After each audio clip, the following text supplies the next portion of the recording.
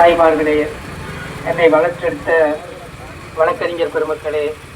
நான் பிறந்து வளர்ந்த இந்த வீரவநல்லூர் மண்ணிலே தமிழக வெற்றி கழகத்தினுடைய தலைவர் மாண்புமிகு அண்ணன் விஜய் அவர்களுடைய ஆணைக்கிணங்க, அண்ணன் ஆனந்த் அவர்களுடைய ஆணைக்கிணங்க வெற்றி வாய்ப்பை இழந்தோம் என்ற நிலை இல்லாமல் மறுமுறை கழகத் தலைவர் யாரை காட்டுகிறாரோ, எளிய தொண்டனை காட்டினாலும்